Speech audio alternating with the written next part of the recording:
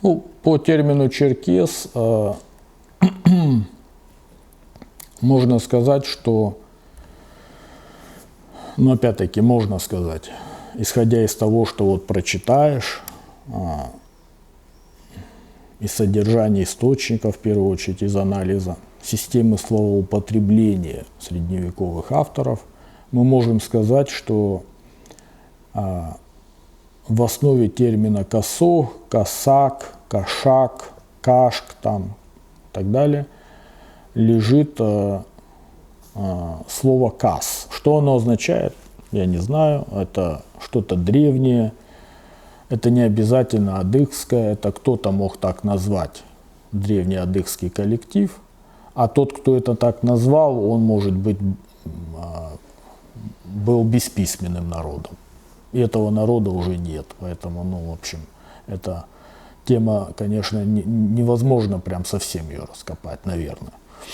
А термин «кас», по всей видимости, является основой для термина «чаркас». Потому что мы привыкли «черкес» через «е» произносим, но, так сказать, изначальные все написания, они идут через «а», «чаркасы» и для генуэзцев, для первых италийцев, которые здесь появились, и для арабов, и так далее. Это идет вот такая гласовка: чаркас, джаркас, там, и так далее, чиркас.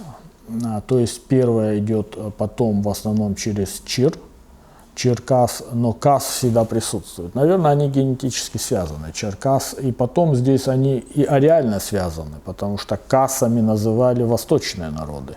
Восточные не обязательно арабо-мусульманские или кочевнические, это и русские, потому что русские были связаны с государственной традицией прочно и вообще контактами культурными, военно-политическими с хазарским каганатом, и хазары называли, ну так скажем, адыгов касами, не зихами.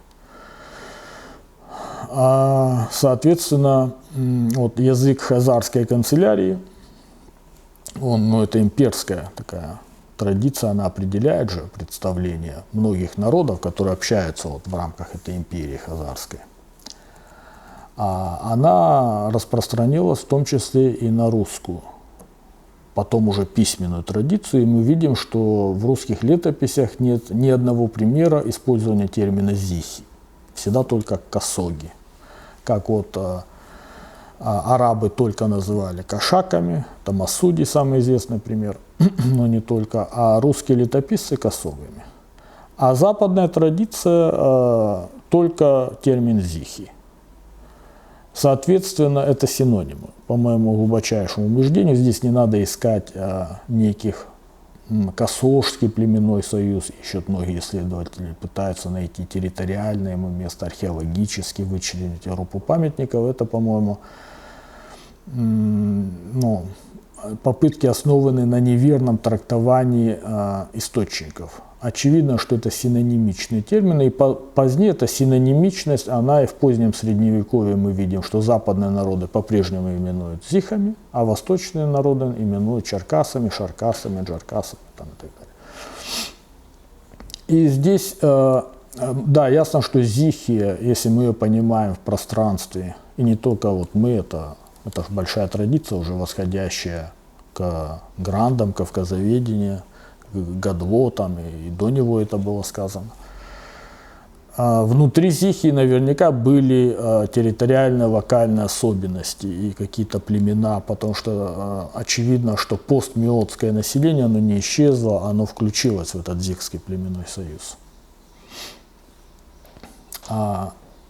И там те, кто был до этого, я не знаю, керкетами в античное время, они тоже туда вошли. Там. Более того, туда вошли и какие-то готы, которые переселились под давлением гуннов из Крыма, готы-тетракситы.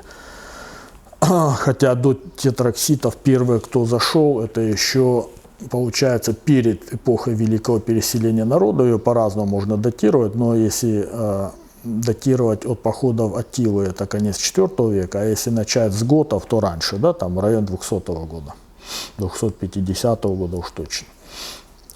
И вот там не готы, а как бы юты, с Ютландского полуострова, с Кимбрского полуострова. Но это могут быть они прямые готы, родственники готов, неважно, но они были включены в готскую миграцию при Черноморье, и они зашли.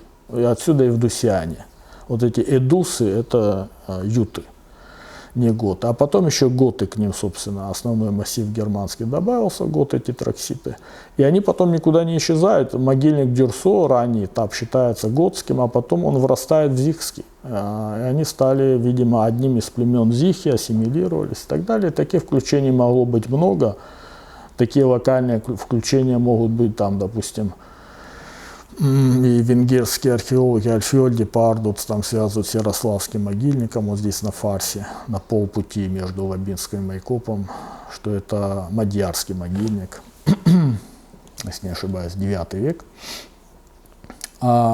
И здесь мы видим, что да, внутри могут быть особенности, но они не до такой степени масштабные, чтобы западные, ну, такие очень редкие в то время, мало же источников, это раз в 100 лет кто-то там. Не, писали-то много, но сохранилось мало из раннего средневековья.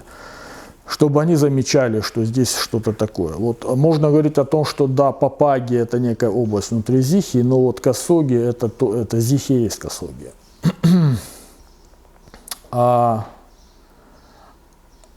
И вот потом вот эта традиция, она в XIII веке, как по эстафете, она передалась вот уже в эту систему, которая потом до XVII века, она так и существовала, по сути дела.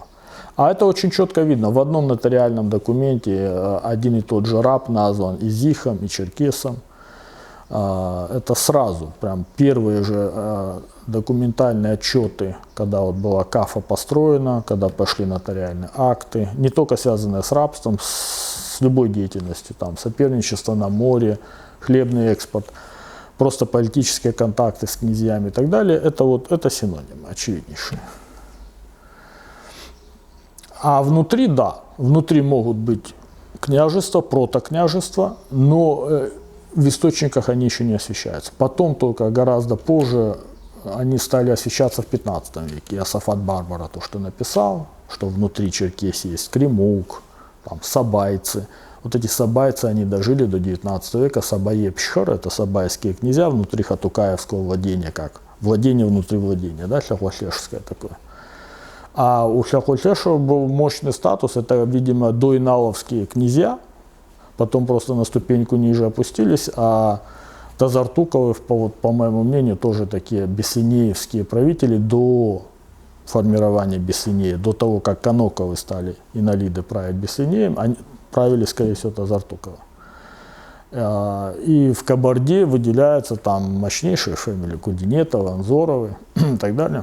Поэтому вполне возможно, что вот генезис княжеств, он так и происходил, что существовали уже в период, когда в источниках нет известия о княжествах, но страна-то, пространство уже достаточно большое, не может быть оно полностью унитарным. Там институт старшего князя был, но внутри были княжества уже. Протокабардинское было, прототимиргоевское, прото такое-сякое, они уже были. Это вот что касается этнонимии.